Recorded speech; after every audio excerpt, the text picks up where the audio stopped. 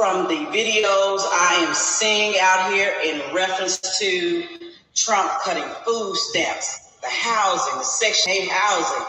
It's not fun. It's not funny because there are people that really need housing, that need food stamps. It's hard out here. And everybody is not just sitting around being lazy and don't want to work. Yeah, so Donald Trump is finally agreeing that he will be shutting food stamps down. And I'm happy about it. I think too many women feel obligated to the government's finances. The government didn't make you drop out of school early and have a bunch of kids. The government didn't make you to have 4 or 5 baby daddies that's not in your child's life. The government didn't tell you, hey, don't go to school, don't be this and don't be that. But when the government started to help you guys out, y'all thought that y'all could sit around and lay up on the government for the rest of your life, and that's not what's going to happen. Trump is making people get out and work. Do like you did in the old days. We didn't have all this extra stuff. You had to get out and go do what you had to do. And now in this day and age, everybody got a chance to, the government's going to help me do this. The government's going to help me do that. They don't owe you nothing. Trump don't owe you nothing. The government don't owe you nothing. Get out there and do something for yourself. Stop raising your kids around on Section 8 housing and thinking they're going to get grown and going to be something. That is a lifeline that will be cut short. Oh, yeah, and for food stamps, you're going to have to work.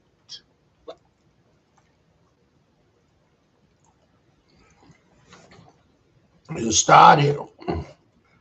It was coming. They told y'all it was coming. The receipts. Where we stop the scroll and start the truth. We've all seen the videos, the TikTok shock, the wild grocery hauls, the endless debates about junk food on the taxpayer dime. But something is changing. Starting October 1st, a date that could redefine financial struggle for millions, the rules of the game are getting a hard reset on food assistance. Grab your healthy snacks and maybe a job application, because this is the great SNAP reveal. Well, this week, for more than 2 million Americans, you lose your SNAP benefits. Because of those work rights and those income guidelines and changes, over 2 million Americans will lose their SNAP EBT benefits. Welcome to Republican world. Welcome to the big, beautiful bill. You know all them people who voted for Donald Trump, a lot of y'all was getting EBT. Over 2 million, y'all won't get them no more. Nope, they gone. Your benefits are gone. Don't be shocked. You voted for this. You voted for less benefits, so you are getting exactly what you deserve. I can't believe it's only 2 million. And another 4 million will have their benefits reduced drastically by at least 50%. Welcome to the world of Donald Trump, where he's going to take all your resources. He's going to take all your food. Oh, yeah, groceries high. So how you going to eat? You're going to eat less. You're going to lose a lot of weight. You won't be getting no snacks no more. Them cookies and candy. No, for over 2 million EBT recipients, you don't have them no more. And over 4 million will be slashed by more than 50%. Get used to it. What I'm not understanding is, why are some of you rejoicing about people losing their EBT and SNAP benefits? Like, what is that going to do? It's not going to do anything for you. It's not going to get you extra eggs, extra bacon, extra milk. It's not going to do anything for you. So why are you so bothered by what someone decides to do with their stamps? Oh, all they want to do is not work. Not everybody who receives government assistance is lazy and doesn't want to work. Like, y'all haven't messed up. You're not going to receive any extra money on your check. You're not going to get anything by somebody possibly losing the way they provide and feed their family. Why do you care that much? It doesn't bother me. It doesn't bother me enough for me to say, yes, it's about time. It's about time what? What is it going to do for you in your life? Well, as y'all can see, food stamps has been cut. They have been cutting people food stamps off left and right today or whatever or whatnot. And I am so happy they are cutting people food stamps off. Y'all been sitting on these food stamps for 2-3 years. It's time to work. It's not fair to people who go to work every day. It's not fair to women who got multiple kids, but she go to work every day and she can't get food stamps. It's time, you guys. Y'all got to work. And it is what it is, and it ain't what it ain't. I'm happy that they're cutting food stamps. I'm happy. People, if you can work, you don't need food stamps. You can walk, you don't need food stamps. You can move your hands, you don't need food stamps. I said what I said. So are you guys happy they are cutting food stamps? And hold up. Now, if you're disabled, I think they deserve food stamps. But if your ass can work, it just is what it is. Ain't no reason you should have been on food stamps for 5-6 years. But Thank you, Donald J. Trump. I approve that message. Okay, so I know I am going to get some backlash for this video. And ask me, do I care? Don't. Anyway, I'm so disgusted from the videos I am seeing out here in reference to food stamps, the housing, the Section 8 housing. It's not funny. It's not funny because there are people that really need housing, that need food stamps. It's hard out here. And everybody is not just sitting around being lazy and don't want to work. Yeah, so Donald Trump is finally agreeing that he will be shutting food stamps down. And I'm happy about it. I think too many women feel obligated to the government's finances. The government didn't make you drop out of school early and have a bunch of kids. The government didn't make you to have 4 or 5 baby daddies that's not in your child's life. The government didn't tell you, hey, don't go to school, don't be this and don't be that. But when the government started to help you guys out, y'all thought that y'all could sit around and lay up on the government for the rest of your life, and that's not what's going to happen. Trump is making people get out and work. Do like you did in the old days. We didn't have all this extra stuff. You had to get out and go do what you had to do. And now in this day and age, everybody got a chance to, the government's going to help me do this. The government's going to help me do that. They don't owe you nothing. Trump don't owe you nothing. The government don't owe you nothing.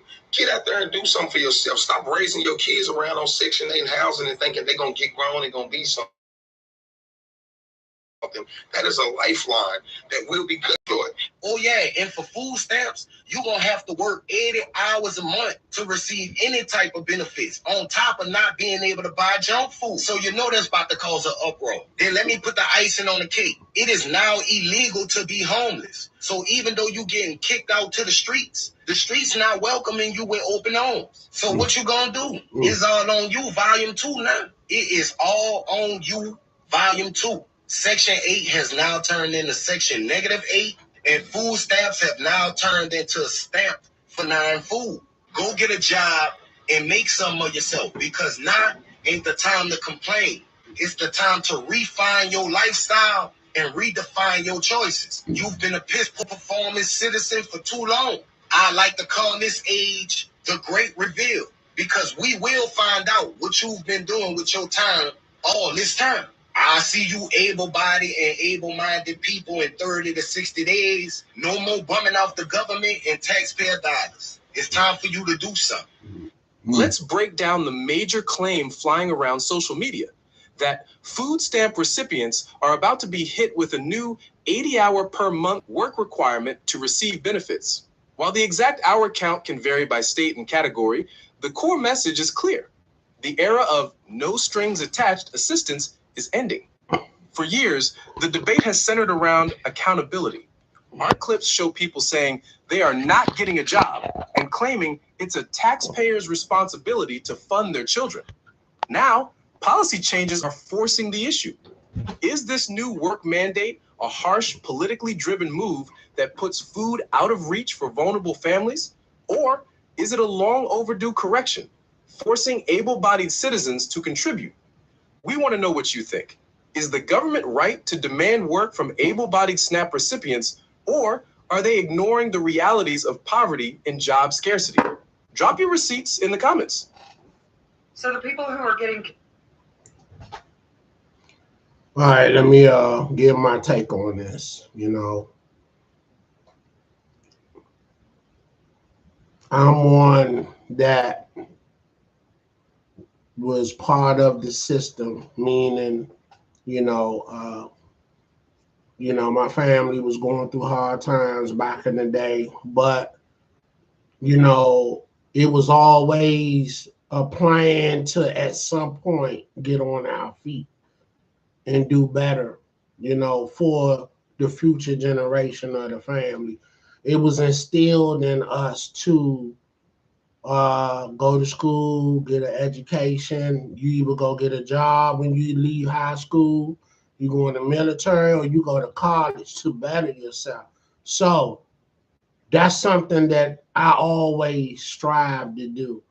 And that was a structure that was taught to me in my family. Now, therefore, I think for the most part, everybody get taught this structure, but that's not going to mean that they're going to do it. So that term, you know better, you're going to do better, that's not always the truth, because it's just some people that's lazy. It's just some people that, they want to cut corners, they want to get over, and, um, I feel like if you young, that's a mindset. You just young and dumb, you stupid. You know what I'm saying? So at some point you have to mature. But to try to be in this mode all your life, and some people have. I think this is what this is about. The career, folks that just chose not to do nothing is wrong. And therefore you making everybody suffer that don't need to suffer.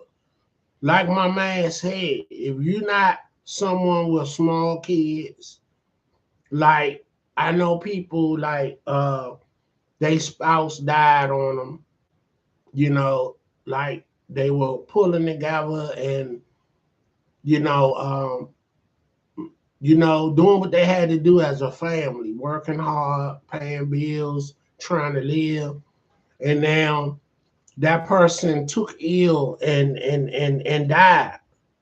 Now that other spouse, which is the mother with the 2, 3 kids or a child, need assistance, because sometimes you don't really have the family backing like we all should have. But at the end of the day, everybody is trying to pull their own weight. You know, I tell people, and especially family members, I don't get up to pay your bills because you're not getting up to pay mine. Everybody got to pull their weight. Now, granted, sometimes people need help. But my thing is, when I help you, what is you going to do to not have to keep calling me? What is your plan? I want to hear your plan. And I'm standing on this because I'm one of them individuals that I had nothing at my disposal. Nobody left me no kind of savings. Nobody left me no house. Nobody, it was all me getting off my ass doing what I had to do. You know what I'm saying? I took undesirable jobs because it kept money in my pocket. It kept me from going in the street because, that's like the last resort. So I tell guys and women, look, you know what I'm saying? Something is going to come your way when you're looking for a job. But one thing you can't be is fucking choicy. Oh, no, I ain't doing this. This ain't a good look. Or it ain't paying no money. You know, I don't want nobody see me in no McDonald's or any fast food. I'm like, okay, why? Last time I checked, you broke. So why you worrying about who gonna see you somewhere getting some money in your pocket so you can sustain and maintain and pay some bills? So why is you so sensitive? And that's another thing I keep talking about it. We from the belly of the beast, from being from the hood. Why the fuck is you so sensitive? The shit we go through day to day from the time we wake up till we go to sleep. And that's surviving the hood. You know what I'm saying? We built different. But yet a motherfucker, I'm sorry, somebody is so sensitive. You worrying about somebody joking on you. Okay, okay. Yeah, I'm working at McDonald's, whatever. Ha ha ha ha. Yeah, laugh about it. But I'm getting paid. And the person that's joking on you is broker than you. And you worrying about that? Are you serious? What are we doing? I never got that. Yeah, I got clown because I took the McDonald's job. I took the mayor youth job, and my boys was making knots out there. man, why you wasting your time and this and that? I'm like, bro, I got plans. And if I go to jail, if I get shot down out here in these streets, none of my plans is going to blossom. Patience, focus, and discipline got me from then to now. And the family structure of strength.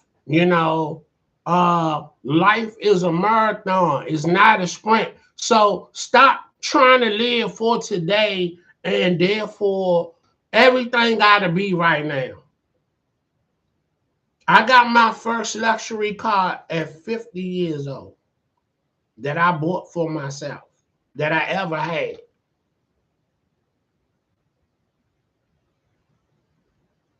50. And it felt good because I didn't have to knock nobody in the head for it. I didn't have to, feed poison to my community to do it. You know what I'm saying? When you mature, man, you just see the world from a different scope. It is what it is. So the young people that go to jail for being in the streets and they're giving you a pass and a slap on the wrist because they know you young and stupid. We all was like that. But at some point, and I'm going to say around 28, 29, definitely 30, you don't get them, you young and dumb chances no more. You don't get that. You mature at that point. And if you haven't matured like you supposed to, then, you know what I'm saying, somebody dropped the ball. And sometimes I know in some households you don't get that. You know what I'm saying?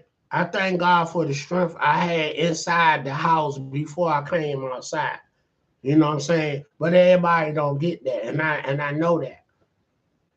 So for that person who household is negative and there's no positivity, try to link yourself around somebody that's positive. That and somebody that don't mind pouring into you a lot of upliftment and gems and positive energy. You know what I'm saying? And try to do it without hating on them, because a lot of times we don't ask for help from folks that will help because we envious of what they got going on. Oh, hell with that nigga. I don't want to hear nothing from that dude. You know what I'm saying? Or that shit, but yet that will be the person that you can learn a lot from and get a lot of game and life upliftment experience from.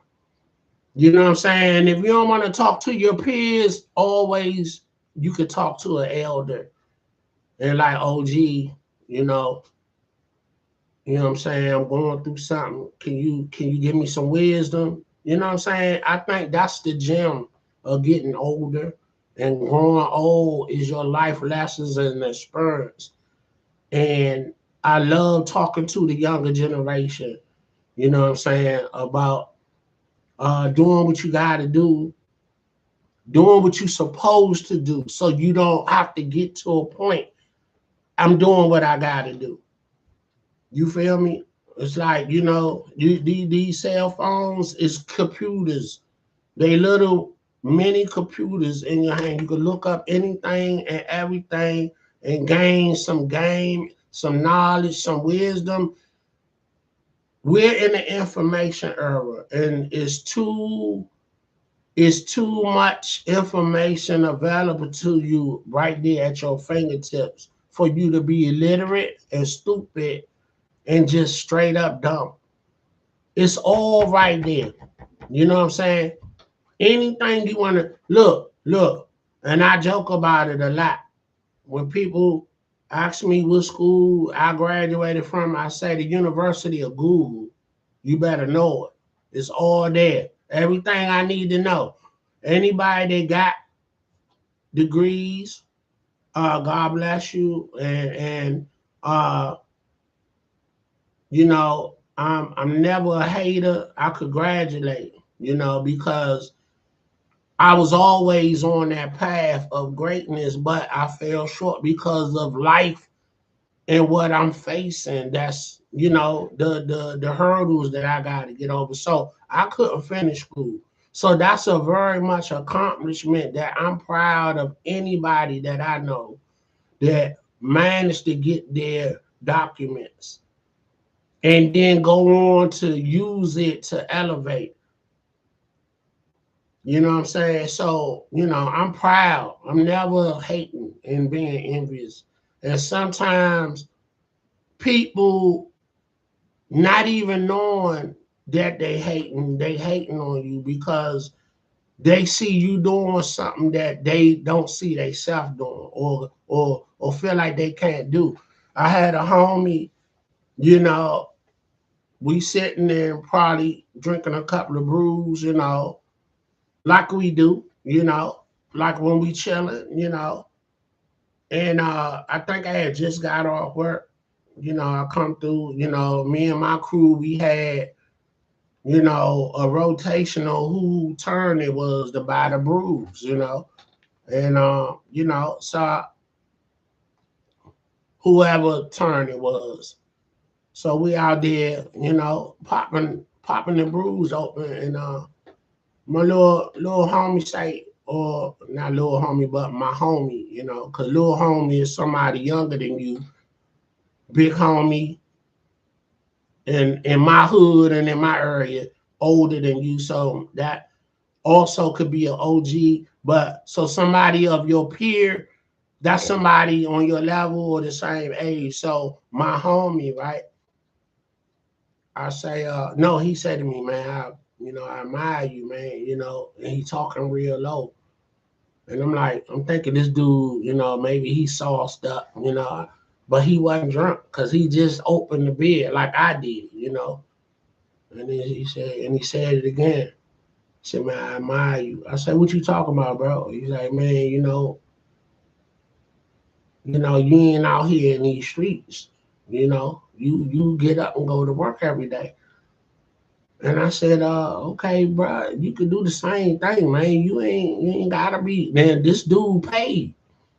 This dude driving a luxury. What was the whips going on around that time? I think he had probably the Lincoln Navigator jump. You know, his whole outfit cost like $1,000, and he talking about he admired me. I'm like, what are you talking about, bro? He's like, look, man, like I did a video about guys in the street don't want to be in the streets. Women that is on the pole, they don't want to be on the pole or out here in the streets prostituting. They don't want to do that. But that's what they feel that's what they have to do. And really, they don't have to do that. You just got to be and stop being like you so much, on a level that you can't take your butt and go put on a uniform and work until you figure out what direction of life you're going in. But I'm going to let you go because I got to go. But my man said, I can't get no job. Not that I don't want one. And I said, why, man? What's up? He said, I can't read. I say, what? He said, I can't read.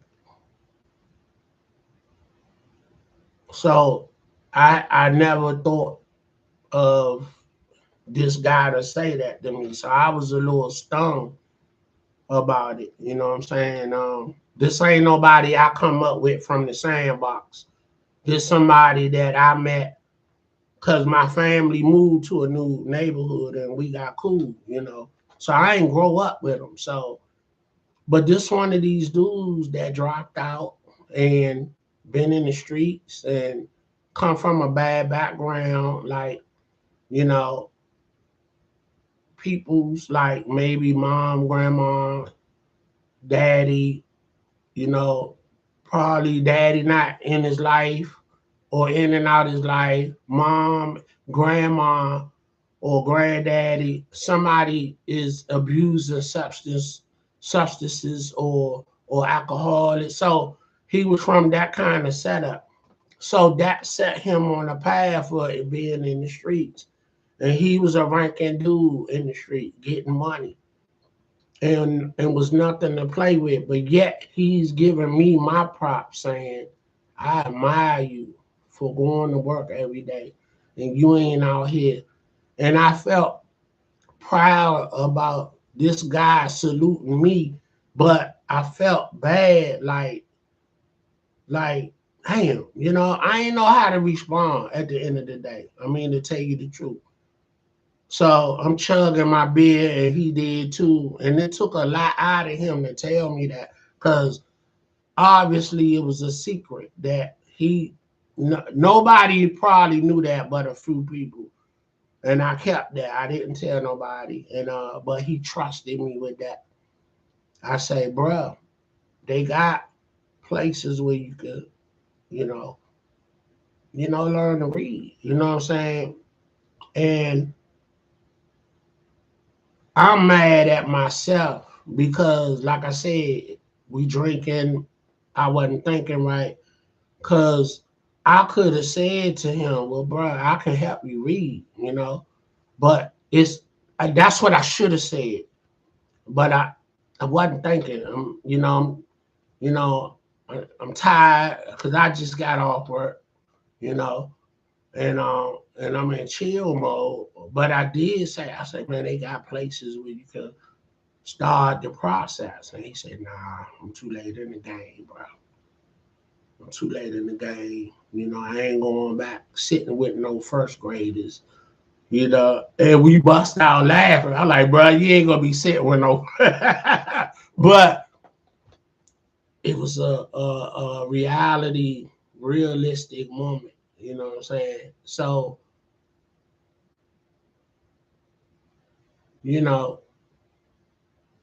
President Trump really shaking up the country, and it's not all bad, and the damn sure ain't all good. But at the end of the day, we can't help what it is. We can't stop the process. So what we got to do? We got to survive it, like we done survived everything else: slavery, discrimination. You know what I'm saying? Uh, you know, it's always a fight for us as colored people, African American, blacks. You know what I'm saying? It's always a struggle, but we built to last because we done last all this time, and we're gonna last going into the future. And what I will say, I pride myself on adjusting to any situation that I wake up to. I wake up with a prayer. You got to get deep rooted in the faith. You know what I'm saying? Because you can't fight these battles alone of the world and things you can't control. The Almighty got to cover you with a covenant and be under his umbrella to fight this kind of, war that we're under or in of change. So I'm just saying, it's like when you go to a new job. You come from an old job. You say like you've been doing things a certain way, and then you go to a new job doing the same career, but they got a different setup on how they move and the way they do things. So with that being said, you got to learn how to adjust.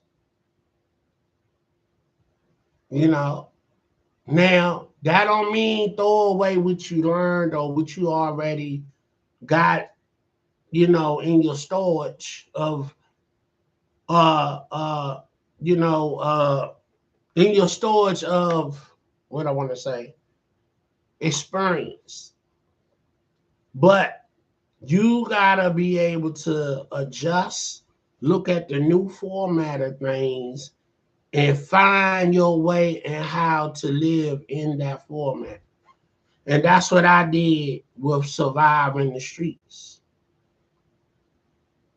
I say, how can I live around these surroundings and in this element and culture? How can I exist in it? You know, I said, all right, I gotta adjust because I'm not trying to do this. So what is it that I am supposed to do? So we have to be adjustable, meaning learn how to adjust. Like when you at a range and you shooting your target, you shoot straight up, but your bullet go this way to your left, but you shooting dead at the target. So what you do, you adjust. Bring your aim over a little bit so you can hit dead in that target. Just learning how to adjust. So that's what I'm going to leave you guys with. It's another era under this presidential term, and we have to learn how to adjust and survive at the end of the day. That's bottom line. Okay, they doing this, so how can I learn how to be part of this? It ain't no situation of just laying down and dying. Okay, all right, this what y'all doing? Okay, so now I gotta learn how to be a part and exist in this surroundings, in this new situation. So it's up at the end of the day. What you gonna do? You gonna lay down, you gonna die, or you gonna stand tall and on 10 toes and say, okay, okay, you taking this from me, so okay. So now I gotta learn how to get back what you took from me, or I gotta learn how to adjust to the new surroundings, the new ways of life. And okay, it ain't gonna be overnight for you to figure it out, but I think we're smart enough to figure it out. But it's simple, for real, when you think about it. You gotta go get a job. You gotta go get a job. Bottom line, you gotta learn a skill and get off the bullshit about being all particular about what's available to you. You feel me? Motherfucker McDonald's want to hire you, you take that motherfucking job until something else open the door for you to walk into. And I say this a lot. A lot of times, your answers of your direction of where you need to go and want to go is there at a job that you don't even want. And this is what I'm particularly talking about. It's people there that's in the same mind frame. I don't want to be here. I don't want this job. Fuck this job. But I need this check. So I say that to say people are there with the same like-minded, disgruntled issues. And therefore you guys going to talk. And you're going to brainstorm. What you got on your mind? What is it that you thinking about? Busting a move to get out of here. What is it that you thinking you might want to do and you want to go for? So now you guys brainstorming. You giving ideas to each other. You feeding off of each other. You know what I'm saying? You know, I want to say, in closing, I feel like every job that I ever had, and I had a lot of jobs over the years, it was because I talked to people and got information and I was brainstorming with folks, you know, and we collectively was like, look, I'm gonna bust this move. And then that lit the light bulb of what I might want to do. And if I had ideas or information, we all shared this information to get from where we at now. And we help each other pull each other up. I remember an interview Tupac said, he said, I might not change the world, but I might spark the bug that will change. No, I might spark the bug of someone that might change the world with what I'm saying and how I'm moving and how I'm demonstrating. So we got to learn how to adjust. But we need finances to start making moves, because nothing without finance is nothing. Nothing with finances is nothing. Okay? And, all that, can you give me? You see my hand? Can you see my hand? Can you give me? Can you give me? Look, that ain't working no more, because it's a term, don't wear out your welcome. Folks that help you, they're not trying to keep helping you, okay? You got to have a plan on not having to call me every 5 minutes or every so often. That means if you got to work 2 jobs, 3 jobs, okay, you need to do that. Don't watch me get busy and sacrifice for what I got to do and think you supposed to ride my coattail. And that's for family and friends. Because you ain't going to let me do it to you. You ain't going to hold me down like that. So why you think I'm supposed to do it? I'll help you, but I'm not going to keep helping you. I tell my family in general, if I see you helping yourself, I'm going to be down to help you. But I need to know your plan, because I ain't trying to keep helping you, because helping you is pulling from my pocket, and that's a no-no. If everybody on their game and doing what they supposed to do, and somebody break their leg or get ill, we all collectively as a family should hold that person up until they get better. But if everybody bullshitting and then one person trying to hold everybody up, how is that going to be possible? It's not. That's it, man. October 1st. It's on. It's on.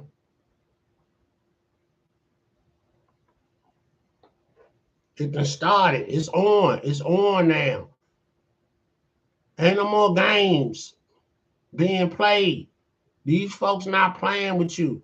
And to my guys, my guys in the streets is over. It's over. I was having a conversation just now with one of my folks. They said feds came up on the block. One of the homies ran. He threw what he threw. But why he threw his ID? Why your ID not in the pocket? I don't get this with the young folk. Why you carrying your IDs loosely in your pocket? What happened to getting a wallet to put your IDs in? So this individual, when he threw what he threw his ID with the stuff, because it was all together in his pocket. So when they spent the block looking for this dude out of the crowd, because he ran off and came back because he got away, and they walked right up on him and said, put your hands up. And everybody, he ain't do nothing. He was like, they was like, back it up. Back it up. Or everybody going to jail. And matter of fact, if you don't have a lease on this block, you don't live here, you better clear it in 10 minutes. Everybody going to jail. And on top of that, if you don't have an ID, you going to jail. The feds is not playing. We're going to talk about it later, but right now, everybody getting cases. Everybody going to jail. I don't want to hear nothing. That's how the feds are moving on the street. I ride through my hood the other day, last Friday. They jumped out on the folks, blocked me in. I'm coming from work. So the dude looking at me, you know, fed dude, like, I'm looking at him. I'm like, can I go? He's like, and nobody said you couldn't go. Should I keep you for any reason? I said, nah. So I said, well, I need my man to back up so I can back out. And he did like this, and the dude moved. Like, they not playing.